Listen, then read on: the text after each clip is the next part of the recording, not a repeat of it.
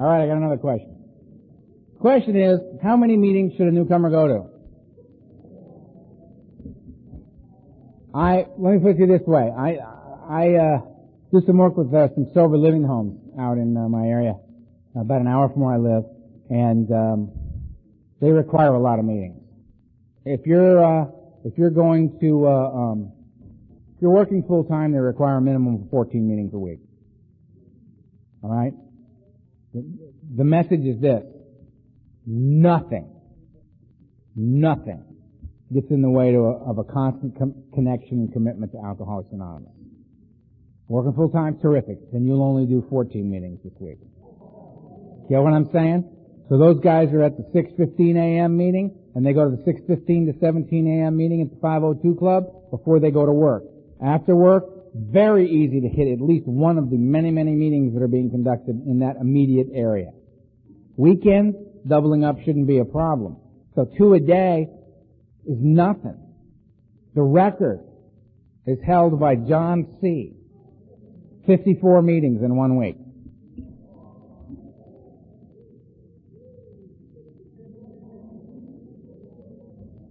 So, if you're a newcomer, I would suggest a meeting a day. Suddenly, doesn't sound like much, does it?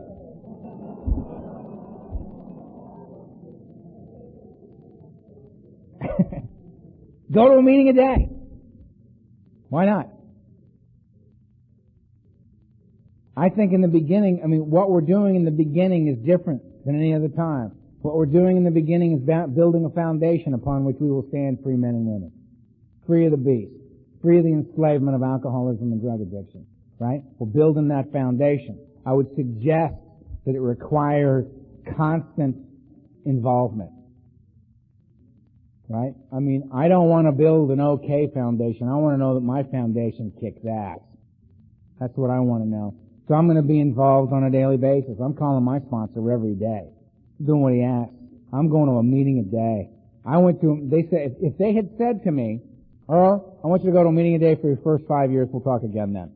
I would have said, okay, you're still drinking, because I ain't doing that. The fact of the matter is I went to way more meetings than a meeting a day for my first 5 years.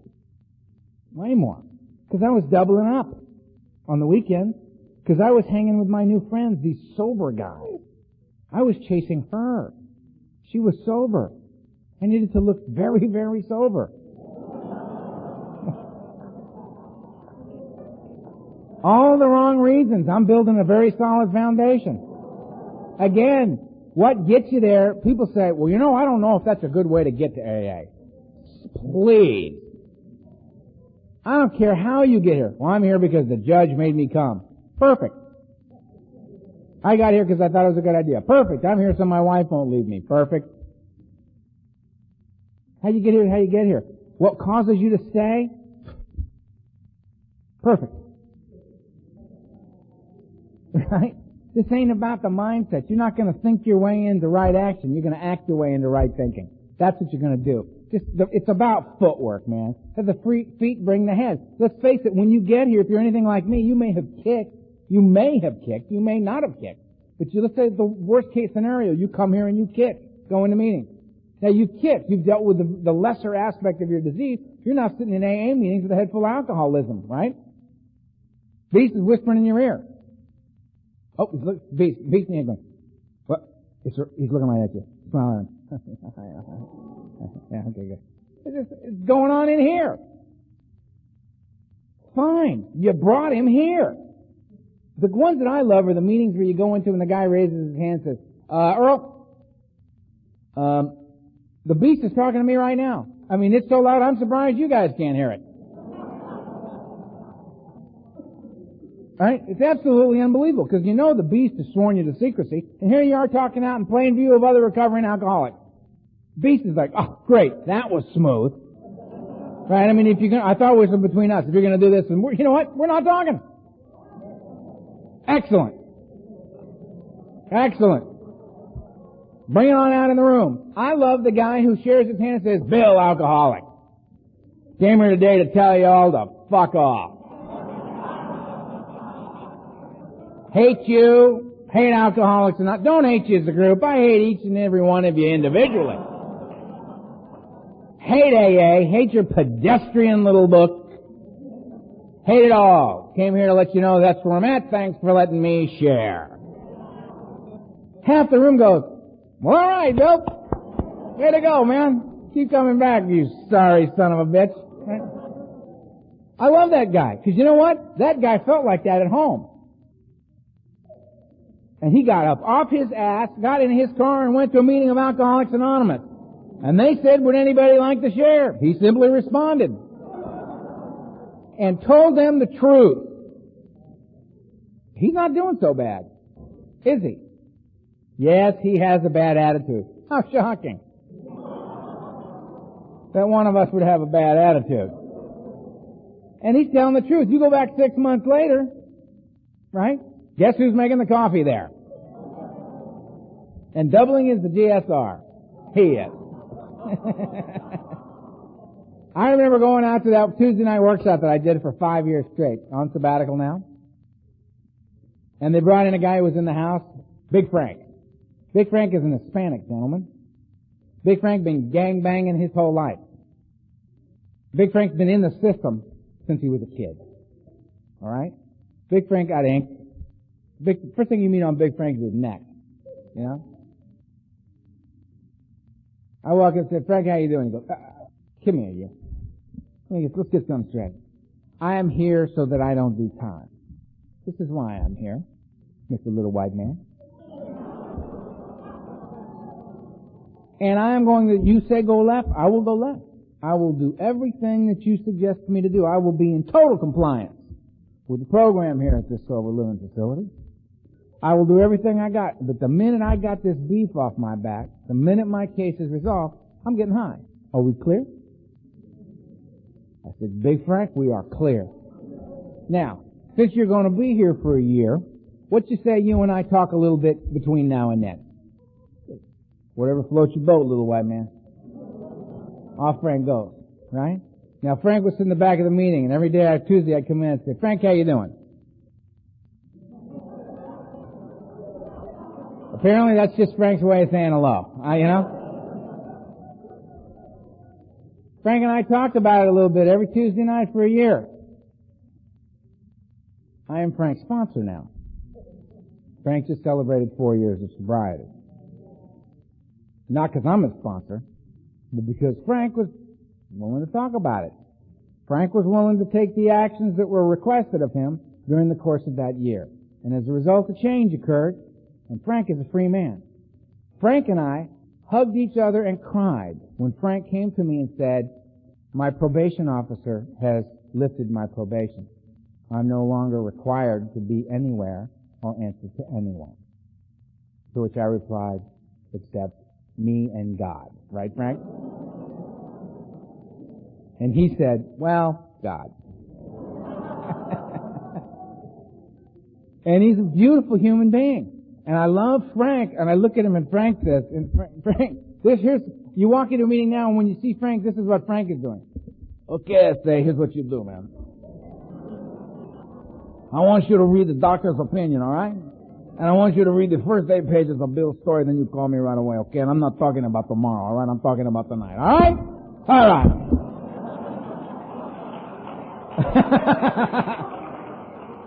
And I'm like, okay, right? I got a problem with God? I think not. Big Frank, carrying the message, man. He's fierce. Frank's he's like a modern day samurai to me, man. The guy's huge. He's an amazing human being. Doctor told Frank, you gotta lose Big Frank gotta lose some weight. Frank's heart's about to stop. His vision's getting blurred. I mean, bad stuff happening, right? Frank said, okay. Frank lost 100 pounds. He's still Big Frank. But he's a much smaller version. I said, how'd you do that? He said, one day at a time, man. Thank you, Frank. And how cool is this guy, right? I also sponsor Satan. I do. His name is Lucifer. That's his real name. Lou Offer. He's got a shaved head and 2 horns of red hair, shellacked up into horns. He's got a little beard that swirls down into a point and kind of tips up at the end, right? Down about here. He's got a devil's tail tattooed up his back. He's got flames tattooed on his legs like he's standing in the fires of hell. And I spoke at a meeting one night, and this dude comes walking up and says, "Bro, you got to sponsor me." Now, immediately I become greatly concerned about what it is I'm throwing out there. Because clearly Satan sees that I am his guy, right? And I have sponsored him. Louis just celebrated 10 years of sobriety. Louis is an amazing human being. Sponsors a lot of guys, helps a lot of people. When those little speed freaks on Hollywood Boulevard out in Hollywood, right? I mean, these guys, 14, 15, 16, 17 years old, and they come streaming into the Midnight Madness meetings in Hollywood, and I mean just in time. If you can imagine 15 years old and getting here just in time. Come tweaking in off that street in those Midnight Madness meetings, man, they look around and go, "Holy shit, the devil got sober." They see Louis standing over there with the horns and the whole thing, right? Louis goes walking over and puts his arm around him and says, "It's all right, little bro. You don't ever have to get loaded again, one day at a time if you don't want it." And I just want to cry when I see that. And they look at him and they go, "I am so into this." Right? Now I could walk up to them and say, "Little brother, my name's Earl. I got 22 years clean and sober, and I'm gonna show you how to catch a buzz that is more fierce than anything you have ever known in your life." And they'll look at me and go, "Yeah, 22 years, right? Either you didn't use like me, or you're lying. There's a lost weekend in there somewhere." They'll believe Louis. They don't believe me, they'll believe him. They don't know that when they pass on me and sit down with Louis, they just move to another seat at the same table. And who cares? They say, "Earl, I got to pass. I'm going to go with Lou." I say, "Okay." I just smile and go, "All right. That's a big shift in the game plan, pal." Right? Right? And we all end up, brothers and sisters, doing the same deal, man. The common problem and the common solution drawing us closer and closer together. Step 12. Having had a spiritual awakening. As the result of doing these steps, that was the whole point. Having been restored to sanity, soundness of mind, the lead to the obsession to drink and use. Walking the earth a free man. What do I do? Because I've been coming to Alcoholics Anonymous and going to these meetings and talking to this sponsor, going to these book days, and I've been take from you. Which is precisely what I should have been doing. It's taken from you. Right? When Donna looked at me and said, Earl, it's really not necessary that you share because you don't have anything we want. That was a fair and reasonable statement. Sit down, shut up, and listen was really applicable to me. And when they said to me to do that, it was really the kinder, gentler thing to say. If they had said, "Well, Earl, what do you think?" Earl, if my sponsor had called me and said, "Earl, would you like to go to a meeting? Would you like to go?" Or, "Earl, we're all going to go to a meeting over here. Would you like to join us?"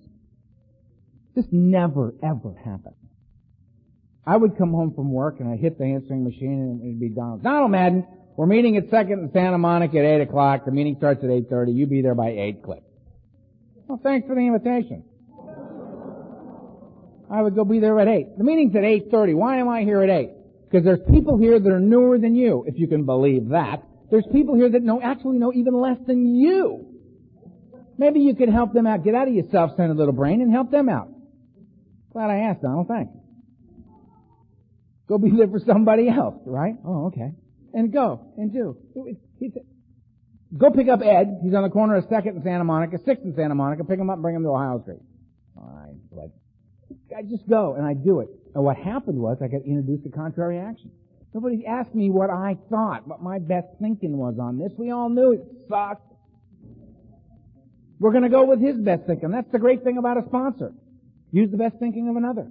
That's one of the great surrenders around here, to be willing to go with the best thinking of another. One who has what it is I seek. Comfortable sobriety. Someone who's comfortable sober. Somebody who's free. Somebody who's been relieved of the obsession of drinking use. That's what I'm after. The rest of you hear that? Oh, good. That's good. That's good. I'm getting really, really tired, man. Because the bells are starting. If it's just me, I can roll with it. I got lots of experience. Okay. Right, we ask people to turn their cell phones off. Thank you. You saw me go away right there. Didn't you just see it happen?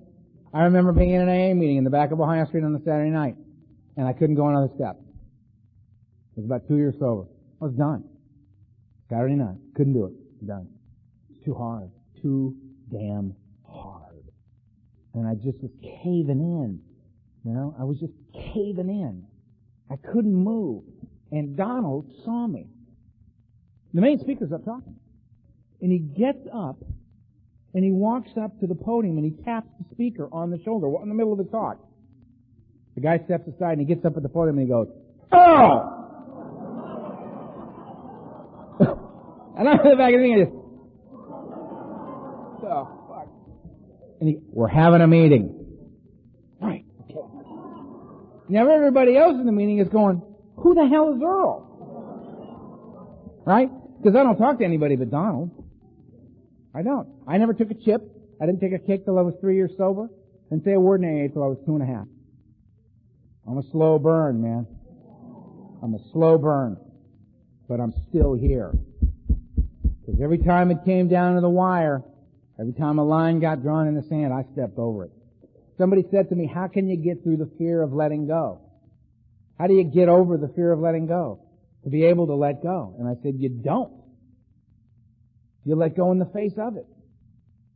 We don't wait till we're not afraid to do stuff around here. We do it in the face of that fear. We take action in the face of the fear. That's how the fear gets relieved. You get what I'm saying? It's the action. You don't have to like it. You don't have to think it's a good idea, Earl. You just have to do it. So I do it.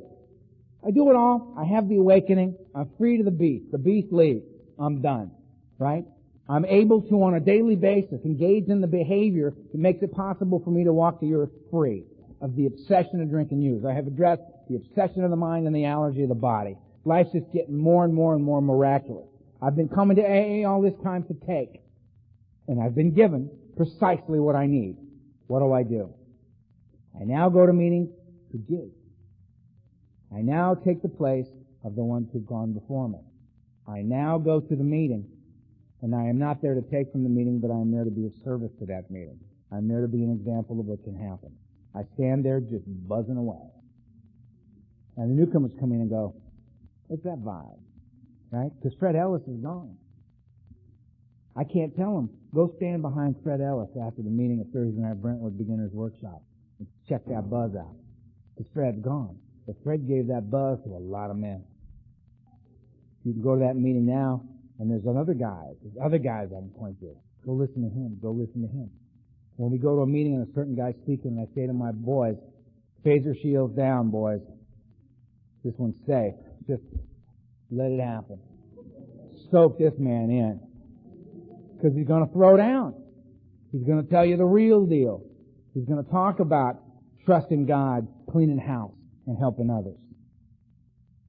And God in you, right? I was in Texas earlier this year, right? And I go walk in a room and Circe's sitting there. Circe's 92 years old. Been married to the same woman for 68 years. Sober 57 years. Now AA is only what? 66? 67? Last July, next June, June 10. I got a few things left in here. Circe says, "Oh, what are you doing here?" I said, Jesus, Circe knows my name. Hi, Circe. I tell them they should give Circe a ring so we got something to kiss when we see him. All right? Because Circe used to travel. Circe and his wife and Bill W. and his wife used to travel together. They were traveling buddies, right? Back in the beginning days, right? And I had. Flashback 17 years.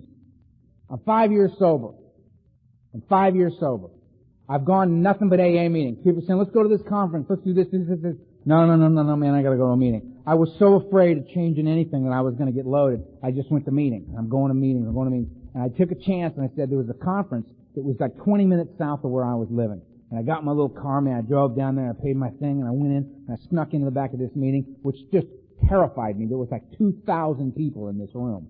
And there was a guy named Franklin W. from Olive Branch, Mississippi, standing up there, sharing away. And I'm in the back, and all of a sudden Franklin W. says, I'll sum up Alcoholics Anonymous for you in 6 words. Those 6 words being trust God, clean house, help others. And it blew the top of my head off. I had a spiritual experience standing right there. It all fits, doesn't it? All the little things we've been talking about all day, bam, there they are. Trust God, clean house, help others. Me, God, and you. Steps, the whole 9 yards. It's there. It's right there. The action plan. What I do in meetings. How I function on a daily basis from the moment I open my eyes till I go to bed at night. Trust God, clean house, help others. I stay in there. I'm on it. So I go vibrating out of that deal and I go on about my life. And I'm thinking, I got this from this guy. I don't even know who the hell this guy is. Trust God, clean house, help others. Franklin W. from Olive Branch, Mississippi. It's like branded in my brain, right? And I'm going along. 17 years later, I'm in Texas. I run into Circe. Circe says, come here, boy. How you doing? Good, man. Good. I said, what's going on? Circe? And he goes, well, I was just having a conversation with this guy over here. I was talking to him about how back in the old days when I was hanging out with Bill and stuff, I get goosebumps. Whoa. Hanging out with Bill. That doesn't come up in conversations a lot, guys I know. Well, I was hanging out with Bill Wilson, the co-founder of Alcoholics Anonymous, the largest spiritual movement on the planet today. I mean, just an amazing thing that this guy was talking about, right? Because, we were traveling, we posed the question because, there was this guy, Franklin W. More goosebumps, right? Franklin W. Ooh, it's getting weird, right? Used to go around and we'd talking about stuff, and he goes, he was carrying one of the original circuit speaker guys. And it came out of a conversation that Circe was having with Bill, and he said, you know what? I wonder what it is, what program it is that we will give to the generations that are yet to come. I mean, the world changes, things change, right? What is it? What is the common denominator? What is the core, the heart of this thing that we will pass to the future generations that have yet to come to Alcoholics Anonymous? And Bill said, well, that's easy. Trust God, clean house, help others. Get the top of my head blown off again. 17 years later, talking to, actually 16 years later, it was before I turned 22, in Texas earlier this year by Circe. See that? How do you explain this concisely? How do you explain that this is about raising the dead, man? How do you explain how that happens? Well, it's simple. You trust God, you clean house, you help others. Mind, body, and spirit brought together as a whole human being. Therein lies the balance that we seek, right? How an individual is absolutely, completely, and totally addicted, enslaved by alcohol and drugs, could rise up out of a seemingly hopeless state of mind and body. Now, interestingly enough, something that remains, in fact, a hopeless state of mind and body for the great majority of us. We come into these rooms and we think this becomes the norm for us.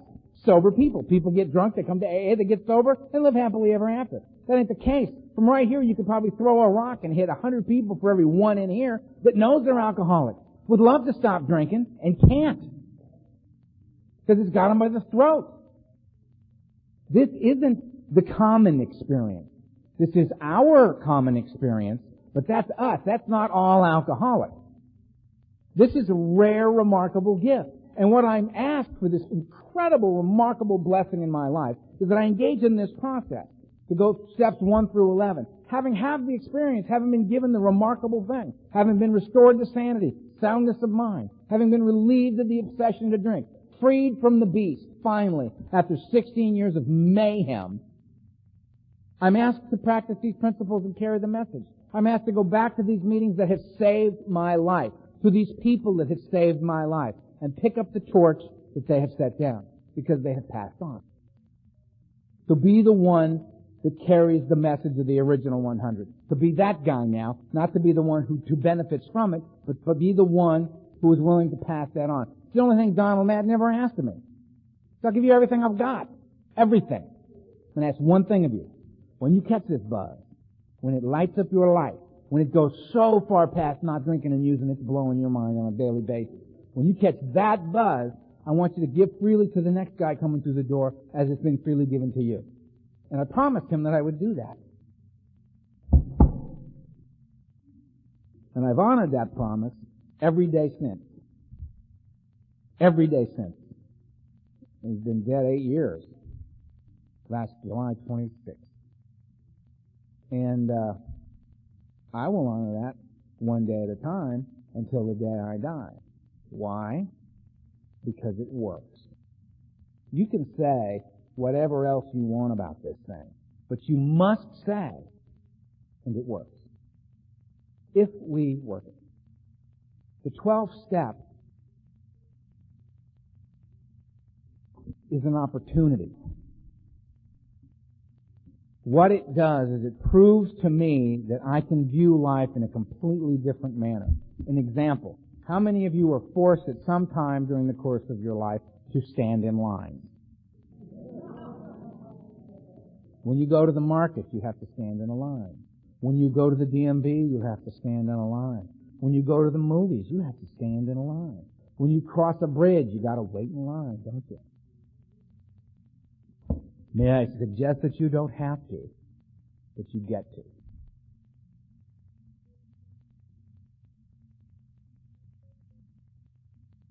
You're going to wait either way. You can choose to have to wait if you wish. I choose to get to wait. I get to change the way I perceive it. That I get to be a man among men. I'm not locked in a cage. I'm not buried. I've lived 2 decades beyond anything anybody expected. I ran into an old family friend not too long ago who said to me, "You know, Earl, we're very proud of you." And I said, "Why? Because pride's got nothing to do with my life." And they said, "She's a normie." And she said, "Well, you know, we had to let you go. We loved you, but we had to let you go. All of us. We all let you go. Because it was too painful to watch. And there was no way you were going to survive the course of your life. And we knew it and we accepted it and we let you go. You were 27 years old. I'm 50. Now, I know you're shocked to hear that because I look so wonderful. Heroin is a remarkable preservative.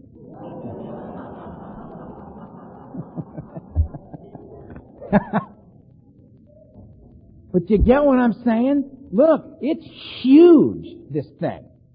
This goes so far past not drinking and using. There's a buzz here so powerful, and all you got to do is get here. Right here, right now. See, this is the thing, right here, right now, that I lost. That's what alcohol and drugs took away from me. Because right here, right now, I'm self-centered and I'm afraid. Right here, right now, I'm comparing my insides to your outsides and I'm losing every time. Right here, right now, I can't do it. I'm too frightened. But you put drugs and alcohol in me and I feel like I can function in the world. Ultimately, what it does is it takes right here, right now away from me. I like to think that I like alcohol, heroin, barbiturates. These are a few of my favorite things, right? This is why I like to go down and out. My idea of a good night is just sitting around checking my pulse. That's a good night. But if you don't have any of that, I'll take the cocaine. Right? Can't go down, let's go up. Because it's not about down or up, it's about getting out of right here, right now. And right here, right now is all there is. There's nothing else. This is it.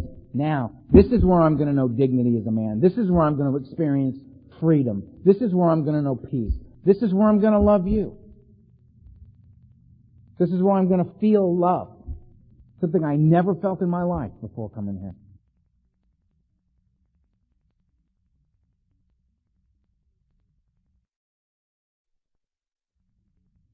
You could tell me you love me.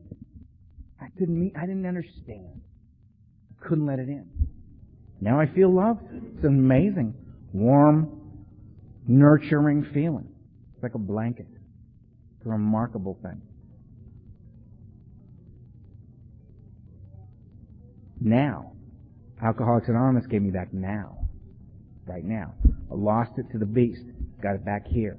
Nothing can happen at any other time than right now. So when I go to a meeting, with whatever attitude I have, and I sit down and some guy comes up to me and says, "Earl, can I ask you a question?" Or, "Thanks, you said this," and "Thanks," or that. I feel like I have purpose and I have value in my life. And I came here without either. What I discover in the doing of it and in the being of service and going back to give instead of take, is I start to find where the real buzz is. It is in working with the new people. It is in feeling like I'm in the game because I'm willing to face my worst fear to come here. You know? And then I'll get on another plane tomorrow. I landed here and I was thinking about, I've never seen the United States. I could get a car and drive home because I don't want to do that again. And I'll get on the plane. I'll get on the plane and I'll fly home. Right? And I'll get home and I'll be exhausted and I'll get up Monday. And you want to know something? I'm not doing any of it because I'm a good guy. It's got nothing to do with it. I'm not doing it because I'm a fine example of Alcoholics Anonymous. You know why I'm doing it? Because I'm catching such a powerful buzz being one of you. I don't want to give it up. I don't want to give it up. I like the buzz. I'm as big a pig sober as I was using. I was never interested in the little bitty baby buzz out there. You never heard me say, no thanks, I've had enough. If you can say it, it's not true. You understand? Right. Man. I never said, no more for me, I'm driving. Never said that. Never. No, that, you can have that last little bit. I'm fine over here. Shut up. Never said that. And I'm not any different in here. Right? I work all 12 steps in order. I go to regular meetings regularly. I look my sponsor in the eye every Monday night. I do what he says, he asks me to do. I say yes to AA requests, far beyond what anybody in my personal life seems to think is reasonable. I thank them for sharing. I'm catching a huge buzz. I was exhausted when I got here. I was exhausted. Perfect example. Last night. I'm exhausted. The guy picks me up. It takes 1 hour and 50 minutes to go to the hotel. I get to the hotel. I go upstairs. You can touch the walls in the room. Right? There's a single bed, a little TV. I'm very fortunate, apparently, to have my own bath. You know, they say. The lobby's fabulous. But once you're in, it's a whole new awakening when you hit your floor, right? Ava's looking at me like, oh Lord, just hang with me, right? And I get there and I look at this room and I go, what the hell is this shoebox? Never been in a hotel room this small, for Christ's sake. Bathroom's bigger than the room. How am I supposed to watch that TV from there? I can't. I mean, literally, the single bed is half the room. Right? My nightstand is my suitcase. And I'm thinking, Jesus Christ. And then I'm exhausted, right? And then the street noise. Apparently, you're all shooting at each other all the time because the sirens are endless. The sirens are going, and the ambulances, and the police, and it's just, and they're all, apparently this is all happening on my block. Because, I mean, I got 2 hours sleep. But you know what happened to me in the middle of the night? I'm laying there, and I thought to myself, you can look at this any way you want. And I remembered being in boarding school when I first started getting loaded in my dorm room. It's about that size. I remember being in that dorm room and being miserable all the time. Has nothing changed? Earl, has nothing changed? Or can you be quite comfortable here? And I thought to myself, you know, it's warm enough in here. I don't feel cold. The TV, by God, it's a color TV. Right? The bathroom, lovely. The bed, nobody in it but me, plenty of room. Right? Suddenly, I like my hotel room. I was going to go downstairs to the lobby. I had figured it out in my head. I would go downstairs and I would simply say, I'm in New York. I'd try to get a little New Yorkish about it. And I would say, okay, and I'd say, hi, Earl H, 1616. The room sucks. Give me another room. Not can you get me another room. Just get me another room. It doesn't have to be in this building. It can be in another hotel. Just you get it. By the time I got up this morning and went downstairs, the front desk said, how are you? I said, fabulous. Having fun. I'm kind of high. I've had 2 hours sleep. I'm going to go sit in front of a bunch of people and talk about strange things. It's going to be great. I feel okay, right? I go to the lobby. There's a couple of people there to meet me. I didn't know them, but I knew who they were the minute I saw them. A bunch of people in the lobby. I went, there they are. There they are. There they are. I said, how you doing? Good. Haven't slept. Room like a shoebox. It's okay. Go. Huh? Look forward to going back to my little room. Very little care is needed to keep it very neat and tidy.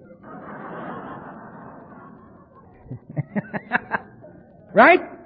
You get that you pick your perception of things. What's going to work for you? Life on life terms is life on life terms. The 12th step gets me out of myself, has me being of service to other people. Out of self, more God. Whether I believe in God, understand God, irrelevant. It's happening. I can just out of self, more God. Out of self, more God. It's going, it's working, I'm in the world, I'm having fun. I'm allowed to change my perception of everything as a result of this process. I'm able to look at it any way I want. It is what it is, right? I don't have to go into denial and say, well, Earl, that's crazy. You're not in reality here. Hell, I'm not. I'm a completely reality-based guy. But I can see the positive in things where before I couldn't see it, which makes my life better. I'm having a very good time, as you can see. Right? Right now, my left leg is completely numb. I cannot feel my left leg. I've been standing here all day while you guys lounge comfortably in your little auditorium seats. That's why I get paid the big dough to stand up here.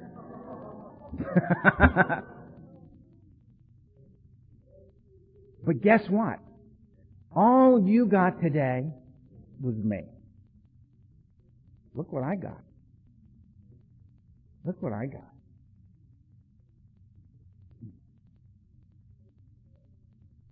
Sure, you.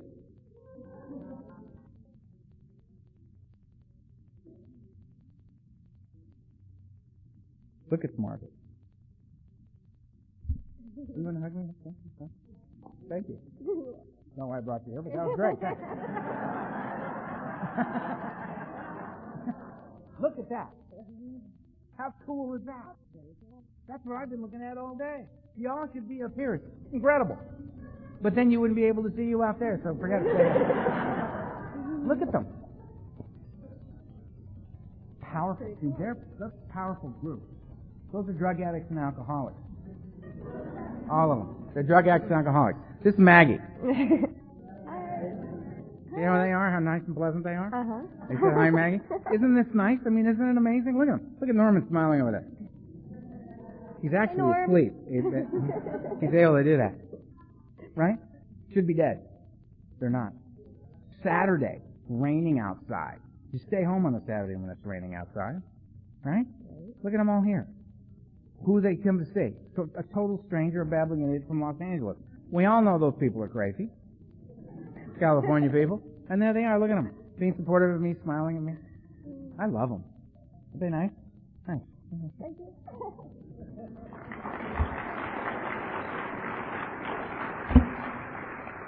I get you. I get Tony and Tom. I get Steve. I get all these guys, right? I get Norman over here. I get these guys that I had lunch with. I had lunch with a bunch of guys. We had this great time, right? Everybody eating. Everybody together. Talking about being alive and sober and free. That's what we're doing. If you're new, and some of you are here, I met somebody with 51 days during one of the little breaks, right? Congratulations. Yeah, there you are. Congratulations, you know? Turn around and walk back in the teeth of your disease. Be involved in something like this above and beyond, going to meetings, you know? It's not required of you, but there's a buzz to be had here. The people in this room are the ones that are getting it.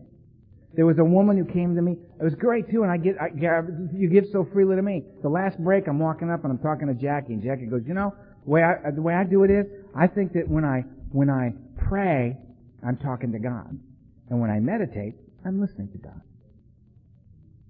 And I thought, I love that. I got to pass that on to them. That basically is how I got all the information I've passed on to you today. It's from others who walked this path with us. Everything I've got. None of this, I didn't come here with any of this. I got it here. So it's available to all of us. We just pass it around and share it. It's our truth. It's our experience. It's our journey. So participate as best as you can. Be a part of this. Laugh with us. The healing. Have a good time. Revel in it. Don't take yourselves too seriously, but take this very seriously. Right? It's got to be fun, man. Make it fun. There's only one thing in this book that they say they insist on. We absolutely insist upon enjoying life. That's the only thing in here that they insist on. And I suggest that that's precisely what we should do. So when you find yourself unavoidably in a line, you get to be in the line. When you find yourself unavoidably in traffic, good, you get to stop for just a little bit. Right? More music. More quiet. The option's available to you. When you got here, weren't you the kind of person that when you were in the apartment, the TV had to be on at all times? When you're in the car, the radio had to be on at all times? God forbid you should be left with the sound of what's inside your head. You got to be distracted at all times. How nice now to be able to drive down the road and just be quiet. Right? I kept saying that the place that I'm trying to get to in my life is that when they say, Earl, we're going to put you in this little box and we're going to put you there for 24 hours. You can take everything you need to be happy, to have a great time. You can take anything you want with you into the box. Just give us the list and we'll give it to you. For me to have a blast in the box, all I need is some water. That's it. I don't need anything else. I've been trying to get the list as short as I can possibly get it, so I can be happy, joyous, and free without the need of outside components. Me, from the inside out. My mind. Get to be me in there. Comfortable, having a good time, digging it, catching a buzz. What do I need? A little water would be nice for 24 hours. But that's all I need. That's a cool thing. The list used to be extremely long. It's not anymore. That's freedom for a guy like me. Right? I'm fine. And it's the result of being with you. I hope you got something out of this. I've really enjoyed being with you, and I wish you peace. I'll see you soon.